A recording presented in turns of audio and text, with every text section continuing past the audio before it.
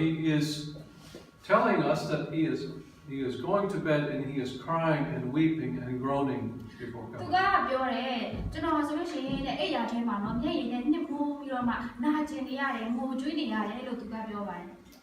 He said, my eyes grow weak and they fail. ငါရဲ့မျက်လုံးဟာလည်းတဲ့တကယ်ကိုနော်နာကျင်ပြီးတော့မှငါဟာကြောက်ရှုံးနေရပြီလို့သူပြောတယ် And here we have a hint of what's going on. ဒီနေရာမှာနော်သူဘာဖြစ်လာမဲဆိုတဲ့အရာကိုကျွန်တော်တို့ကိုလည်းအရှိမပြောပြထားပြီးသားဖြစ်ပါတယ် He feels great sorrow in his heart because of his foes, that is, his enemies. သူရဲ့အထဲမှာကြီးမားတဲ့နာကျင်ခြင်းကိုသူခံစားရတယ်ဘာလို့လဲဆိုတော့သူရဲ့ရန်သူတွေကြောင့်ဖြစ်ပါတယ်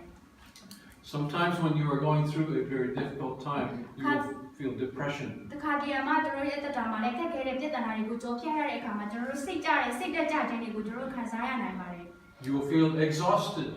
ကျွန်တော်တို့တော့ထွက်မြောက်ခြင်းနဲ့လွတ်မြောက်ခြင်းနဲ့ And even the best advice that someone might give you does no good. နော်တချို့ကတင့်ကိုဘာအကြံမဲ့ပေးပေးတာကတော့မကောင်းပါဘူး And so sometimes all you can do is cry. တော့ဒီလိုဆိုတော့တခါတည်းမှာကျွန်တော်တို့လုပ်နိုင်တာကတော့ဘုရားသခင်ရှေ့မှာငိုကြွေးဖို့ပဲဖြစ်ပါတယ် David has come to the point in this part of the psalm where he knows he cannot save himself. ဒီနေရာမှာဘာလို့ဒါဝိဒ်ကငိုကြွေးနေရတယ်လဲဆိုတော့သူ့ကိုသူသိတယ်သူကသူ့ကိုသူမကယ်တင်နိုင်ဘူးဆိုတာကိုသူသိတဲ့အတွက်သူငိုကြွေးနေတာဖြစ်ပါတယ် He is at a place where he knows there is nothing that he can do. သူသိတယ်သူ့ရဲ့နေရာမှာသူဘာမှလုပ်နိုင်တာမရှိဘူးဆိုတာကိုသူသိတဲ့အတွက်သူငိုကြွေးနေတာဖြစ်ပါတယ် And so he has really come to the end of trying for himself. ဒါကြောင့်လို့နောက်ဆုံးမှာအဆုံးသတ်မှာတော့ဘုရားသခင်စီကိုပဲထူးဆန်းပြီးတော့မှလာတာဖြစ်ပါတယ် And so I ask you, have you come to that place at some time in your life? ကျွန်တော်လည်းမေးချင်ပါတယ်ဒီမှာရှိတဲ့လူတွေတခါတည်းမှာအဲ့ဒီအခြေအနေမျိုးတွေကနေလာခဲ့တာပါလား I think that is true for me and for Cynthia. For a number of you, I see you nodding your head. ဒါအရာဒီအရာအားလုံးကကျွန်တော်တို့အတွက်မှန်တယ်ဆိုတာကိုကျွန်တော်ကတော့သိပါတယ် And I don't want to think this way, but it is true. There will be more times like this in the future. ကျွန်တော်ကတော့ဒီလိုပဲဖြစ်စေချင်တာမှန်ပေမဲ့เนาะဒါကတော့သိချပါတယ်ကျွန်တော်တို့အနာဂတ်မှာဘုရားသခင်ရှေ့မှာကျွန်တော်တို့ငိုကြွေးခြင်းနဲ့တိုးဝင်ရမယ်ဆိုတာကတော့သိချပါတယ် Why is this? ဘာကြောင့်ဒါတွေဖြစ်လာရလဲ Once we become a Christian, doesn't God solve all of our problems? နော်ကျွန်တော်တို့စပြီးတော့မှခရစ်ယာန်ဖြစ်လာတဲ့အခါမှာဘုရားသခင်ကကျွန်တော်တို့ရဲ့ပြဿနာတွေအားလုံးကိုမဖြေရှင်းပေးဘူးလား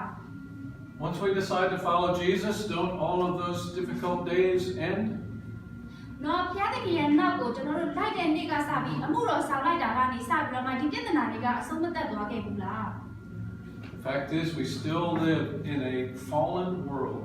နော်တကယ်တော့ကျွန်တော်တို့ဟာဒီကြာရှုံးနေတဲ့လောကကြီးထဲမှာပဲအသက်ရှင်နေရသေးတာဖြစ်ပါတယ်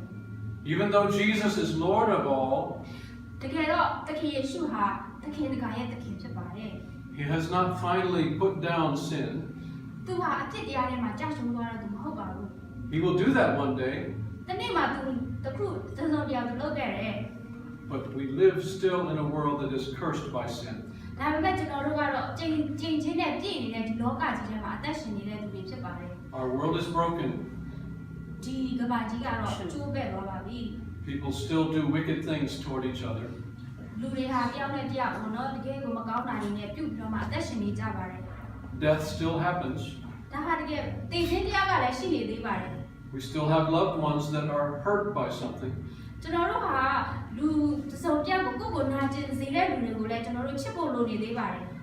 And so I'm telling you, as your brother in Christ,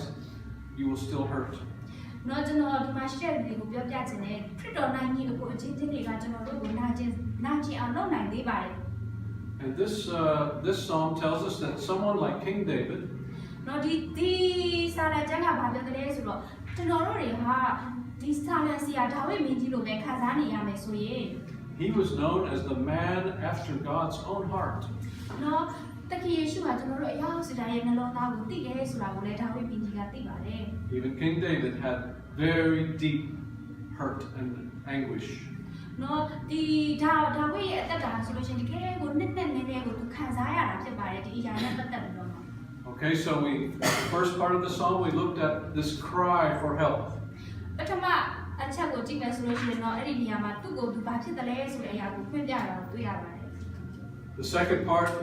these two verses, we looked at the experience of deep depression and just giving up. ဒီဒုတိယအရာကိုကြည့်လိုက်ဆိုလို့ရှိရင်တော့တကယ်ကိုနည်းပေါ့နော်နာချင်းခံစားရတဲ့အတွေ့အကြုံတွေကနေထွက်ပေါ်လာတဲ့တခြင်းဖြစ်တယ်ဆိုတာကိုတွေ့ရပါတယ် And in this part, we see that he is saying, I cannot fix it myself. ဒီနေရာမှာကျွန်တော်တို့တွေ့ရတယ်ဒီဘာကိုစုခဲ့တယ်လဲဆိုတော့ငါဆက်ပြီးတော့မှတော့မှအသက်မရှင်ခြင်းတော့အောင်ပေါ့နော်သူခံစားရတယ်ဆိုတဲ့အကြောင်းကိုသူရေးထားတာဖြစ်ပါတယ် But on the last part of the psalm, I want you to see something. If someone would read verses 8 to 10, the last to 10 part. ကိုတရားတော့နော်ဒီနောက်ဆုံးအနေနဲ့ကျွန်တော်ပြောပြချင်တဲ့အရာကိုဒီ8 to 10ကိုတရားတော့ကြည့်ဆုံးပြရမယ် 8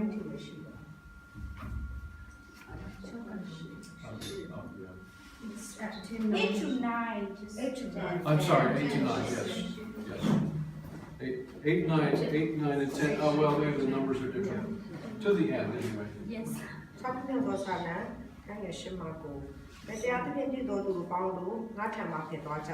ငါငိုကြွေးတံကိုထာဝရဘုရားကြားတော်မူ၏ငါတောင်းပန်ခြင်းကိုထာဝရဘုရားကြားတော်မူ၏ငါပြုသောပထနာစကားကိုထာဝရဘုရားနိုင်တော်မူ၏ငါရန်သူပေါင်းတို့သည်ရှက်ကြောက်ခြင်းနှင့်ဆုံးရှုံးခြင်းတို့ရှိကြလိမ့်မည်ချက်ချင်းပြန်သွား၍ရှက်ကြောက်ခြင်းတို့ရောက်ကြလိမ့်မည်အာမင်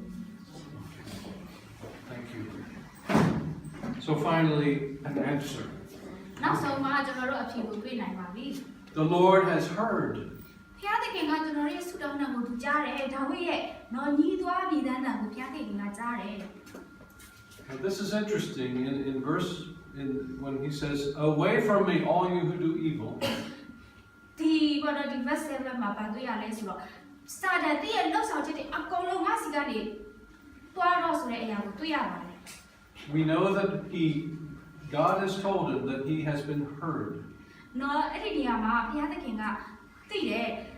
ဒီစာလဆရာဆိုလို့ရှိရင်တကယ်ပဲနာချင်းခံစားရတယ်ဆိုတာကိုသိတဲ့အတွက်သူဆုတောင်းတာကိုနားညောင်းတဲ့အရာကိုဒီနေရာမှာတွေ့နိုင်ပါတယ် This psalm tells us that there will come a point when you are going through a trial when God will assure you that he is going to bring you through it. နော်ဒီနေရာမှာဗာတွေ့ရလဲဆိုတော့ကျွန်တော်တို့အခက်အခဲဖြစ်တဲ့တာတွေနဲ့ကြုံတွေ့တဲ့အခါမှာဘုရားသခင်ကိုပို့စားမယ်ဆိုလို့ရှိရင်ဘုရားသခင်ကတကယ်ပဲအောင်မြင်ခြင်းအခွင့်ကိုပေးတယ်ဆိုတော့စိတ်ချမှုကိုဒီနေရာမှာတွေ့နိုင်ပါတယ် Remember in the early part he said, how long, how long? ဒီနေရာမှာနော်ကျွန်တော်တို့ပထမကပြောခဲ့တယ်ဒါဝိဒ်ကမေးတယ်ဘုရားသခင်ကိုဘယ်လောက်ကြာမှာလဲဒီအခက်အခဲကြီးကဘယ်လောက်ကြာမှာလဲလို့မေးခဲ့တာကိုကျွန်တော်တို့ပြန်တတိယနိုင်ပါတယ် Now we see how God has told him, I will answer. နော်ဒီနေရာမှာဒါဝိဒ်မေးတဲ့အဖြေကိုဒါဝိဒ်မေးတဲ့အမေးကိုဘုရားသခင်ကပြန်ဖြေတဲ့အရာကိုကျွန်တော်တို့ဒီနေရာမှာတွေ့နိုင်ပါတယ်ဘုရားသခင်ကသူ့ကိုပြန်ပြီးတော့စကားပြောပါတယ်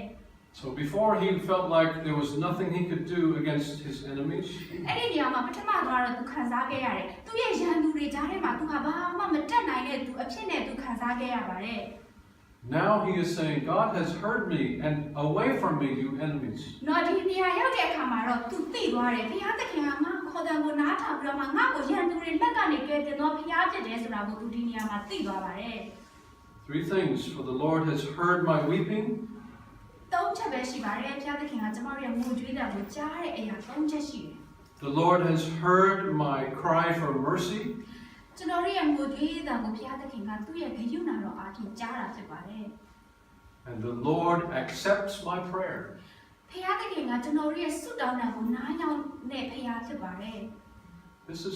This is a psalm that's given to you as well, နော်ဒီသချင်းကိုဘုရားသခင်ကသင်တို့ကိုလည်းပေးနေတာဖြစ်တယ် not just for King David. ခင်ဒေးဗစ်ဒါဝိဒ်အတိအကျအတွက်ပဲမဟုတ်ဘူးကျွန်တော်တို့အရောက်စီတိုင်းကိုလည်းပေးနေတာဖြစ်တယ်ဒီအဖြေက You belong to the Lord too, သင်ဟာလည်းယေရှုကိုဒါဝိဒ်ကဲ့သို့ပိုင်ဆိုင်တော်သူဖြစ်တယ် and this can be a promise for you as well. ဒီဂတိတော်ဟာလည်းတင့်အပေါ်မှာကောင်းမွန်စွာတက်ရောက်တည်ရှိနေတာဖြစ်ပါတယ် You see, the trials, we don't know when they will end. နော်ပထမအစမှာတော့ကျွန်တော်တို့မသိနိုင်ဘူးဒါကြီးကဘယ်လိုအဆုံးသတ်သွားမလဲဒါဝိဒ်ရဲ့နာကျင်ခြင်းကဘယ်လိုအဆုံးသတ်သွားမလဲဆိုတော့ကျွန်တော်တို့မသိခဲ့ဘူး In the past few years, Cynthia and I went through a very long time of waiting through a trial. နော်ပြီးခဲ့တဲ့နှစ်တွေမှာစင်တီယာနဲ့ကျွန်တော်ဟာဆိုလို့ရှိရင်လည်းတကယ်ကိုခက်ခဲတဲ့အခြေအနေပြဿနာတွေထဲကနေစူးစမ်းပြီးရုန်းကန်ခဲ့ရဘူးပါတယ်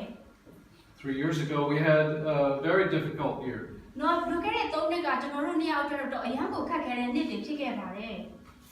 First, Cynthia's parents were getting sick and were in the hospital many times. ပထမဆုံးအနေနဲ့ဒီစင်တီယာကျွန်တော်ဇနီးစင်တီယာမိဘကနေမကောင်းဖြစ်ပြီးတော့မကြာခဏဆေးရုံတက်လိုက်ဆင်းလိုက်အခြေအနေမျိုးဖြစ်နေပါတယ် And then the job I was working in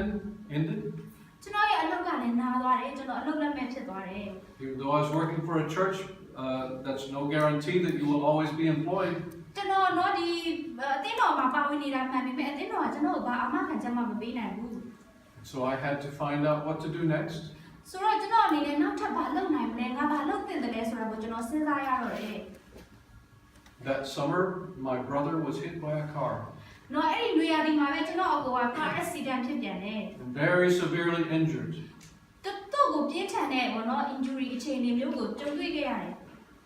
And then at the same time, my father-in-law, Cynthia's father, was dying. ဒီချိန်ထဲမှာပဲကျွန်တော်ရဲ့မိဘအဖေနှစ်ယောက်လုံးဆုံးသွားခဲ့တယ် And also her mother was not well. သူ့ရဲ့မိခင်ကိုနိုင်ကလည်းနေမကောင်းတဲ့အခြေအနေမျိုးတွေဖြစ်ခဲ့တယ် And then a few months later, my father got very sick. အဲ့ဒီအချိန်မှာပဲကျွန်တော်ရဲ့အဖေကနေမကောင်းစတင်ပြီးတော့ဖြစ်လာတယ်ခုနကသူ့မိမရဲ့အဖေပဲရောက်မှာလေဆို And then because of the stress, my mother got sick. အဲ့ဒီအချိန်မှာပဲကျွန်တော်ရဲ့အမေကလည်းစပြီးတော့မှဖြစ်လာတာလေ And at the same time, I still did not have a job. အဲ့ဒီတစ်ချိန်ထဲမှာပဲကျွန်တော်မှအလုံးရှိသေးဘူးကျွန်တော်ကတော့အလုံးလက်မဲ့ဖြစ်နေတော့မှာပဲ So it's in years like that when you say, how long, Lord, how long? တင်လာဆိုလို့ရှိရင်လည်းအဲ့လိုအခြေအနေမျိုးနဲ့ကြုံတွေ့ရမယ်ဆိုရင်ဘယ်လောက်ကြာမှလဲဒီအခြေအနေထဲကနေငါဘယ်လောက်ပဲအချိန်မှငါရုပ်ထွက်နိုင်မှာလဲလို့သင်မေးမိပါလိမ့်မယ် But this psalm of lament gives us language to pray to God. ဒါပေမဲ့ဒီချင်းဟာဆိုလို့ရှိရင်တကယ်ပဲဘုရားသခင်နိုင်ငိုကြွေးပြီးတော့မှဘုရားသခင်ထံမှာချင်းကပ်ဖို့ကျွန်တော်တို့ကိုပြီးတဲ့ဘာသာစကားပဲဖြစ်ပါတယ် Because your Father loves you, because our Father loves us, He has given us this language. ဆိုတော့ဘုရားသခင်ကကျွန်တော်တို့ကိုချစ်တယ်ကျွန်တော်တို့ရဲ့ကောင်းကင်ဘုံအဖကကျွန်တော်တို့ကိုချစ်တဲ့အတွက်သူ့ကိုစကားပြောနိုင်တယ်เนาะဒီဘာသာစကားကိုကျွန်